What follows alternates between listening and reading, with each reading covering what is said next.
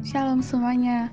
Kami dari kelompok 1 akan membawakan materi presentasi mengenai anak berkebutuhan khusus penyandang low vision dan low hearing. Nah, kami akan membantu teman-teman untuk memahami definisinya, penyebabnya, dan strategi pembelajaran yang tepat bagi anak penyandang low vision dan low hearing. Serta tak lupa kami akan mengkaji dari pandangan Kristen Alkitabiah. Untuk itu, mari teman-teman untuk fokus mendengar materi yang akan kami sampaikan. Baik, nah yang pertama kita akan masuk dalam definisi dan karakteristik dari low vision. Menurut WHO, untuk kondisi penglihatan mata dibagi menjadi 4, yakni penglihatan normal, gangguan penglihatan sedang, gangguan penglihatan berat, dan yang terakhir adalah buta. Gangguan penglihatan disebut juga dengan tunanetra. Tunanetra adalah kondisi seorang yang memiliki hambatan dan penglihatan. Tunanetra dibagi menjadi 2, yakni buta total dan low vision. Low vision atau gangguan penglihatan merupakan salah satu kondisi terganggunya penglihatan seorang. Gangguan penglihatan diartikan sebagai menurunnya fungsi penglihatan seseorang yang bisa diakibatkan oleh virus atau penyakit, kecelakaan, dan lain sebagainya. Menurut Anastasia Wijayanti dan Immanuel Hetipeu, low vision adalah suatu kondisi di mana seorang mengalami kecacatan visual, tetapi masih memiliki sisa penglihatan yang dapat dipergunakan untuk membaca dengan ukuran yang diperbesar.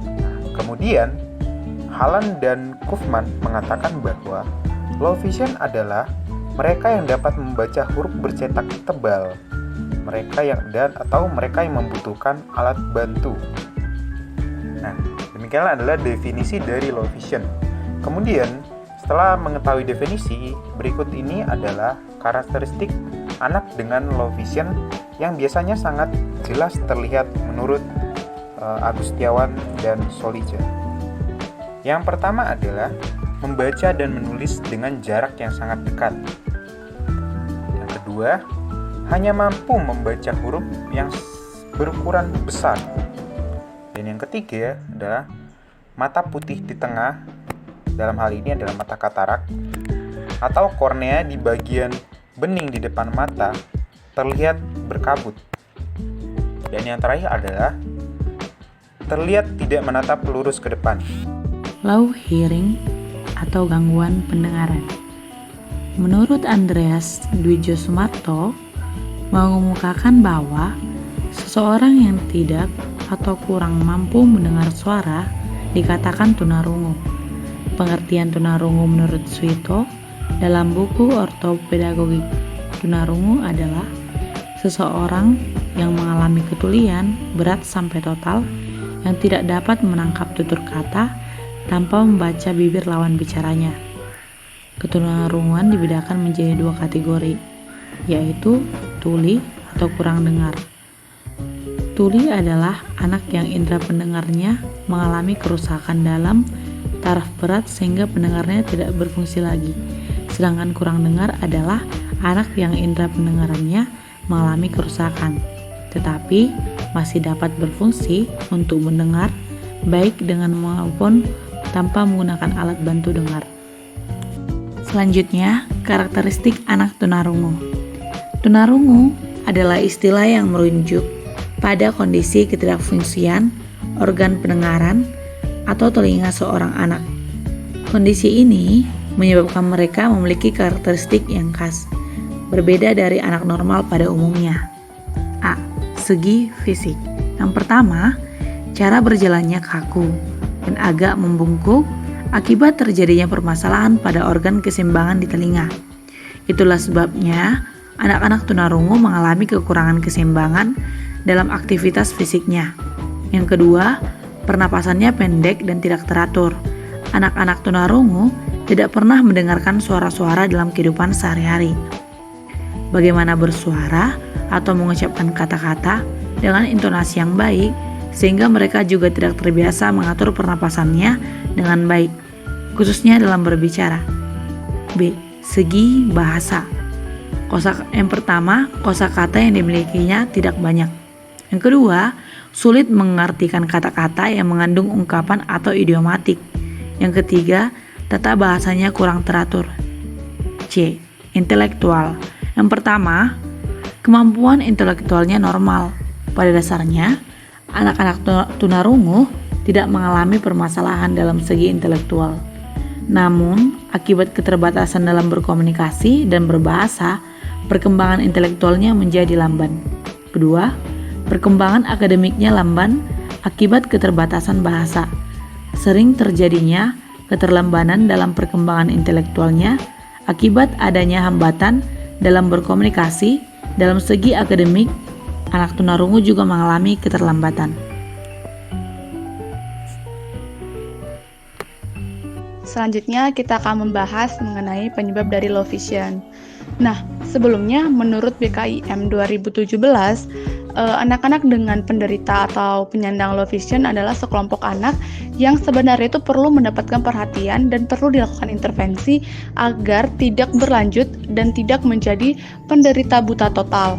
Nah, karena low vision yang sejatinya masih memiliki penglihatan di tengah keterbatasannya, ini tuh harus segera diidentifikasi agar mereka segera mendapatkan penanganan khusus dan tidak mengacu pada ciri-ciri kebutaan total. Maka dari itu, untuk mengidentifikasi seorang anak penyandang low vision perlu dilakukan penglihatan atau pengamatan pada faktor-faktor penyebabnya. Nah, penyebab low vision sangat beragam sehingga setiap kasusnya diperlukan pengamatan yang cermat dari orang tua ataupun dokter spesialis mata. Menurut WHO, penyebab utama low vision dapat diidentifikasi dari faktor-faktor berikut. Pertama, adanya gangguan pada lensa sekitar 0,36%, gangguan pada saraf mata 0,09%, kelainan refraksi 0,14%, gangguan pada retina 0,18%, gangguan pada kornea 0,11%, dan penyebab low vision atas faktor-faktor lainnya sekitar 0,12%. Nah, apabila diuraikan, maka penyebab anak mengalami low vision antara lain: pertama, adanya kerusakan fungsi salah satu atau beberapa organ pada jaringan mata seperti lensa, saraf, retina, kornea, dan organ-organ lainnya. Contoh kasus, seorang anak mengalami retinitis pigmentosa atau hilangnya respon retina secara progresif, atrofi retina, melemahnya pembuluh-pembuluh retina, dan adanya penggumpalan pigmen, serta terjadinya penyempitan lapang pandang. Nah, ini bisa menjadi faktor seseorang anak mengalami low vision. Kedua, adanya malnutrisi pada anak-anak. Nah, anak-anak di Indonesia ternyata khususnya pada kalangan menengah ke bawah ternyata banyak menyandang low vision disebabkan karena malnutrisi. Nutrisi yang seharusnya dapat memenuhi kebutuhan produktivitas dan kesehatan mata sayangnya malah tidak terpenuhi. Nah, untuk anak-anak golongan low vision yang disebabkan oleh malnutrisi, sebenarnya mengatasinya cukuplah dengan memberikan nutrisi-nutrisi secara berkala dan melakukan pengecekan atau pengobatan secara rutin kepada klinik-klinik mata. Nah, ketiga, faktor genetik seperti kasus katarak bawaan dan kongenital glaukoma atau glaukoma sejak lahir. Nah, kongenital glaukoma ini dialami oleh 1 dari 10.000 kejadian saat bayi yang baru lahir. Glaukoma anak disebabkan oleh faktor primer seperti hereditas dan sekunder seperti penyakit rubella dan anomali. Nah, faktor genetik ini tidak dapat dikira-kira karena disebabkan oleh faktor-faktor yang berpengaruh pada gen-gen bayi dan juga orang tuanya. Keempat adalah faktor penyakit lainnya. Nah, ternyata ada beberapa penyakit yang berdampak pada kerusakan fungsi atau jaringan mata dan menyebabkan seseorang dapat menyandang low vision. Contohnya, seorang anak yang mengalami diabetes berlebihan dapat memicu kerusakan pada fungsi mata, sehingga kerusakan pada fungsi mata ini menjadi faktor yang berdampak pada low vision. Nah, demikian penyebab-penyebab yang dapat menjadi faktor seorang anak menyandang low vision. Selanjutnya, penyebab low hearing. Menurut Pusat Data Informasi atau Pusdatin Kementerian Kesehatan Republik Indonesia, terdapat banyak faktor penyebab low hearing. Dapat dikategorikan menjadi dua, yaitu faktor dari genetik dan juga faktor lainnya. Nah, yang pertama ada disebabkan oleh penyakit akut pada ibu ketika mengandung seorang anak seperti rubella dan infeksi lainnya. Kemudian, faktor genetik yang kedua adalah faktor kelahiran, seperti asfiksia lahir atau kekurangan oksigen, ikterus berat yang merusak syaraf pendengaran bayi, dan yang lainnya. Itu merupakan faktor genetik yang berasal dari orang tua si bayi. Kemudian ada faktor yang lainnya. Yang ketiga, penyakit menular, seperti meningitis yang dapat berdampak pada jaringan otak dan saraf pendengaran, campak, dan gondongan. Yang keempat, ada infeksi telinga kronis seperti penggumpalan cairan di telinga, luka akibat benda tajam atau tumpul dengan keras, dan yang lainnya. Yang kelima, paparan suara yang terlalu berisik, baik secara lingkungan langsung atau bahkan penggunaan media seperti earphone atau headset yang berlebihan. Dengan mengetahui penyebab dari low hearing, kita dapat saling mengingatkan untuk mencegah dan mengurangi adanya low hearing pada orang-orang di sekitar kita dan juga diri kita, termasuk juga kepada para murid kita nanti. Baik, berikutnya adalah pandangan Alkitab mengenai teori low vision dan low hearing. Sebelumnya kita telah dipaparkan beberapa definisi, karakteristik, dan penyebab dari low vision maupun low hearing itu sendiri. Nah, low vision maupun low hearing itu dapat disebabkan seperti yang kita ketahui tadi, ada faktor dari penyakit, kecelakaan, faktor genetik, penyakit turunan maupun faktor eksternal lainnya. Nah, kemudian bagaimana wawasan Kristen Alkitab melihat hal tersebut? Nah, dalam hal ini saya akan menjelaskannya. Dalam kerangka wawasan Kristen Alkitabiah, orang dengan disabilitas seringkali dianggap sebagai kutuk atas dosa atau perbuatan jahat mereka, ataupun orang tua mereka. Namun, seringkali juga kita melihat dan meyakini hal ini, dan tidak melihat bahwa pada dasarnya semua orang mengalami kondisi yang tidak ideal dengan cara masing-masing. Nah, namun hal yang membedakan hanyalah pada seberapa parah kecacatan yang dialami itu. Alkitab sendiri menyebutkan bahwa disabilitas atau cacat merupakan gejala dari masuknya dosa ke dalam dunia. Ini dalam Roma 15 ayat 12. Sebab itu, sama seperti dosa telah masuk ke dalam dunia oleh satu orang, dan oleh dosa itu juga maut, demikianlah maut itu telah menjalar kepada semua orang, karena semua orang telah berbuat dosa. Nah, dalam hal ini, dunia yang telah tercemar oleh dosa menjadi salah satu penyebab Allah mengizinkan manusia mengalami sakit dan cacat. Yesus sendiri berkata bahwa semua itu kukatakan kepadamu supaya kamu beroleh damai sejahtera dalam aku, dalam Kristus ya. Nah, dalam dunia kamu menderita penganiayaan, tetapi kuatkanlah hatimu, aku telah mengalahkan dunia. Dalam Yohanes 16 ayat 13. Nah, sebagai orang Kristen yang menyadari bahwa manusia adalah imago Dei, kita juga perlu menyadari bahwa tidak semua orang cacat atau disabel merupakan akibat dari dosa itu sendiri. Pada dasarnya, Allah mengizinkan manusia mengalami kecacatan untuk mengungkapkan pekerjaan Allah di dalam dunia dan memuliakan Allah melalui kecacatan tersebut. Seperti yang dikatakan dalam Yohanes 19 ayat 1-5, ketika salah seorang murid mempertanyakan kepada Yesus bahwa siapakah yang berbuat jahat dan berdosa, sehingga seorang yang buta dilahirkan dengan keadaan buta. Namun, Yesus dalam Yohanes 9 ayat 3-5 menegaskan bahwa bukan dia dan bukan orang tuanya, tetapi karena pekerjaan-pekerjaan Allah harus dinyatakan di dalam dia.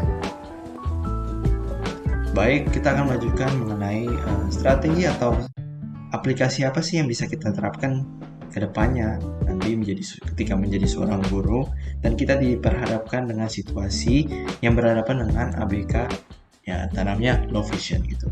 Menurut Hosni 2007, adapun strateginya haruslah berorientasi atau memenuhi 3, yaitu ada fungsional, tujuan, dan sikap.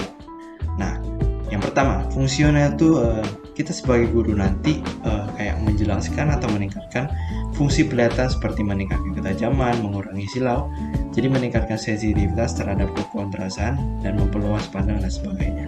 Jadi maksud nomor 1 ini adalah ketika kita menjadi seorang guru nanti, kita harus paham di mana sih anak berkebutuhan khusus yang low vision yang kita ajar ini, misalnya di anaknya ini tidak tahan silau atau tidak tahan dengan warna yang memang kontrasnya cukup memicu kayak mata itu susah untuk melihat itu. Jadi kita harus paham gitu, di mana saja titik-titik yang mana anak ini bisa lihat atau kayak bisa lebih memahami ketika memang kondisi matanya low vision sendiri, dan kita harus mengerti itu. Jadi fungsi dari mata dia itu kita harus benar-benar tahu gitu. Lalu ada tujuan. Tujuan selain fungsional tadi, kita kayak membantu penyandang anak low vision ini untuk mampu melakukan pekerjaan tertentu seperti ya hal simpel seperti di sekolah, itu membaca dan menulis gitu. Dan keterampilan sehari-hari, nah ini keterampilan sehari-hari lebih menitik beratkan pada mandiri dia gitu. Jadi hal-hal simpel seperti membaca, menulis, kita bisa ajar gitu. Ajar terus menerus sampai dia bisa gitu. Dan dengan kondisi yang fungsional tadi, yaitu kita harus paham di mana titik-titik low vision dia itu, kayak kondisi kelasnya itu di mana sih yang dia tidak nyaman gitu. Lalu ada 3 sikap. Kita harus membantu penyandang low vision secara psikologis agar dapat beradaptasi dan bersosialisasi. Jadi kita tahu bahwasannya anak ABK ini ada yang memang takut untuk bersosialisasi karena kekurangannya. Nah, kita harus bantu gitu dalam lingkungannya ya, lingkungan sekolah, agar dia percaya diri, sadar, dan bisa memahami tentang kondisinya gitu. Banyak ABK yang tidak sadar bahwasanya dia itu kayak tidak tahu sih apa yang dialami itu. Nah, akhirnya atau orientasi tujuan akhirnya itu ya kita dapat membantu anak-anak low vision ini dalam mengembangkan personal dan sosialnya, sehingga menjadi sumber daya manusia yang mandiri dan beradaptasi gitu. Jadi ketika kita tahu kekurangan anak ABK ini, dan dia juga harus tahu bahwa dia kekurangan dalam hal low vision, nah kita nggak biarin sebagai guru, tapi kita lebih membantu menggenggam personal dan sosialnya gitu, karena itu yang penting. Apalagi konteksnya itu udah bersekolah ya, itu yang penting gitu, supaya teman-teman yang lain juga memahami. Dan ketika kita melakukan ini semua, kita harus jangan bergerak sendiri, kita harus kayak meminta saran kepada klinik yang paham tentang low vision sendiri itu, supaya kita tahu kebutuhan anaknya, kita tahu juga saran dari klinik low vision lah, apapun itu. Nah, kita bisa mendesain kelas sesuai dengan kebutuhan anak low vision ini sendiri. Sekian dan dilanjutkan kepada rekan saya. Pandangan Alkitab mengenai strategi low vision diambil dari Matius 6 ayat 25 sampai 35 dengan judul Hal Kekhawatiran. Ayat 26, pandanglah burung-burung di langit yang tidak menabur dan tidak menuai dan tidak mengumpulkan bekal dalam lumbung, namun diberi makan oleh Bapamu yang di sorga. Bukankah kamu jauh melebihi burung-burung itu? Ayat 34, sebab itu janganlah kamu khawatir akan hari besok, karena hari besok mempunyai kesusahannya sendiri. Kesusahan sehari cukuplah untuk sehari. Pada strategi poin 3 dijelaskan bahwa seorang guru harus membantu siswa-siswi penderita low vision untuk memahami tentang kondisi penglihatannya. Atau dalam kata lain, seorang guru harus membantu siswa-siswinya memiliki self-acceptance yang baik atau penerimaan terhadap kondisi dirinya.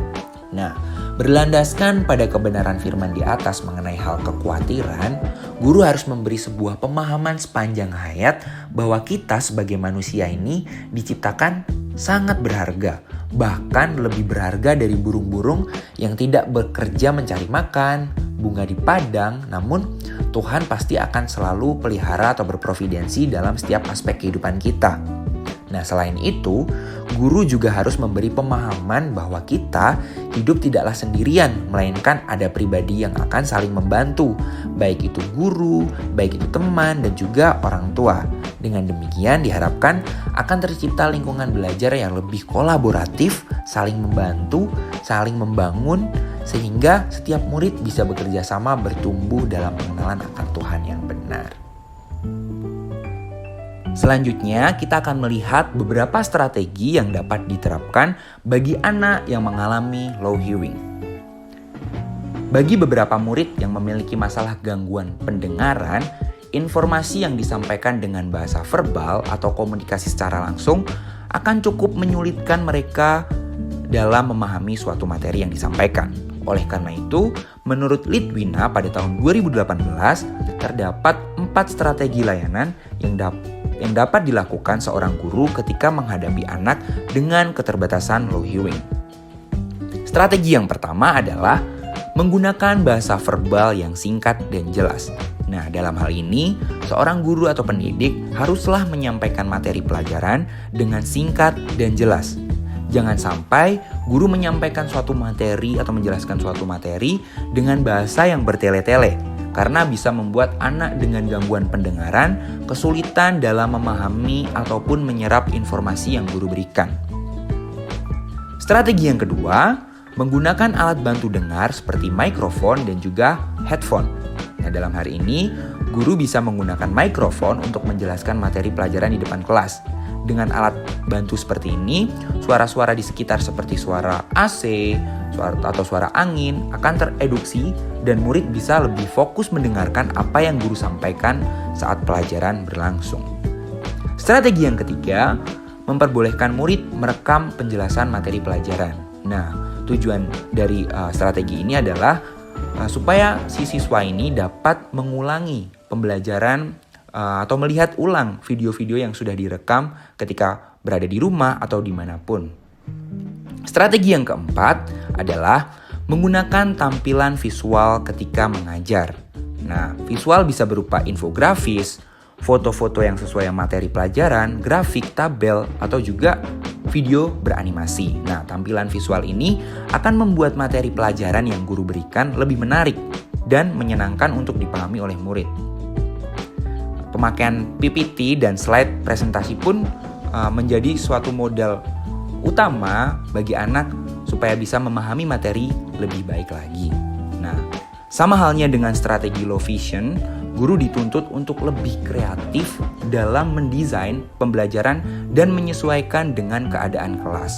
Penting untuk mengadakan kerjasama antara pihak sekolah, guru, orang tua, dan juga anak dalam membantu membuat pembelajaran agar lebih bermakna dan sesuai dengan kebutuhan anak-anak penderita low vision maupun juga low hearing.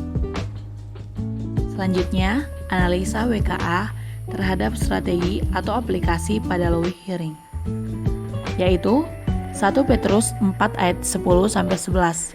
Ayat 10, layanilah seorang akan yang lain sesuai dengan karunia yang telah diperoleh tiap-tiap orang sebagai pengurus yang baik dari kasih karunia Allah. Ayat 11, jika ada orang yang berbicara, baiklah ia berbicara sebagai orang yang menyampaikan firman Allah. Jika ada orang melayani, baiklah ia melakukannya dengan kekuatan yang dianugerahkan Allah, supaya Allah dimuliakan dalam segala sesuatu karena Yesus Kristus. Ialah yang mempunyai kemuliaan dan kuasa sampai selama-lamanya. Amin. Dari ayat tersebut dengan jelas mengatakan bahwa saat kita terpanggil menjadi seorang guru untuk anak-anak yang akan kita ajar, maka hendaklah kita mengembangkan komunitas belajar yang penuh akan kasih Allah.